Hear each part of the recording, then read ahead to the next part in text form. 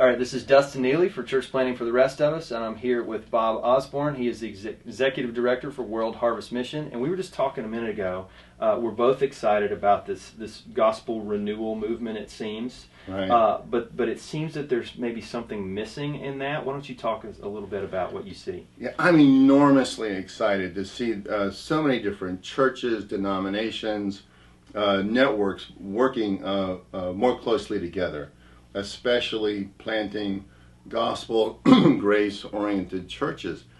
But I think the danger, and I'm not saying I'm being really prophetic here, but I think the danger is that if we preach that gospel message, and if we don't live it out in our leadership community, then there's a hollowness there, and there's a disconnect from what we're saying from the pulpit and how we're living our lives as leaders in community.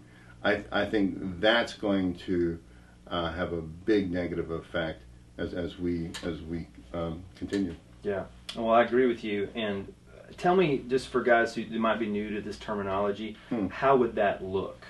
Like, what's that trouble going to look like in a church community?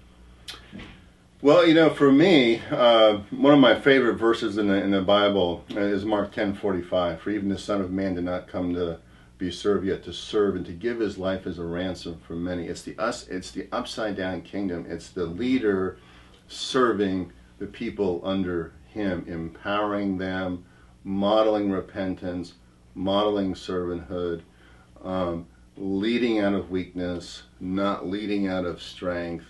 I think when we lead out of weakness, we point to Christ's strength and his sufficiency in leadership.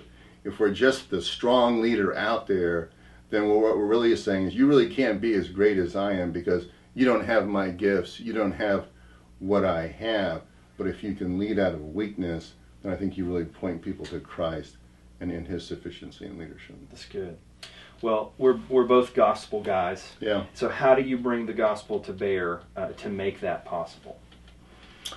Well, again, I would say for me, my experiences have been retreats. Leadership retreats are awesome.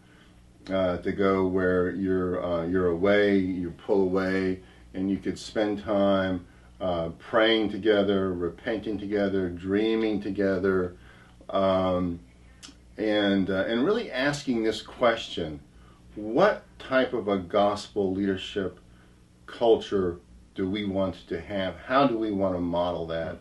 And what is it going to cost us to do that? Because I think we're tempted to succumb to the tyranny of the urgent.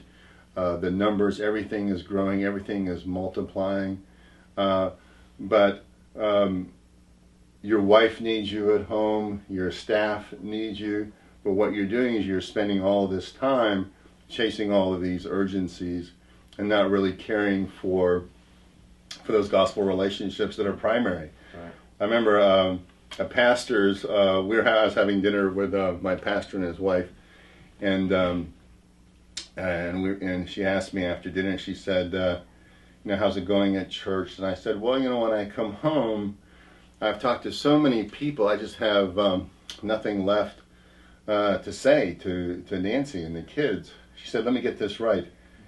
You give your best to total strangers all day long, and you have nothing for the people who love you the most. Is that what you're saying to me? Yeah. And I wanted to crawl under the table. I was so convicted. Sure. And so I think it starts with raw honesty, raw transparency. I think we need to name the craziness of the kind of things that's happening in church leadership today and live in real, true, honest gospel relationships. That's great.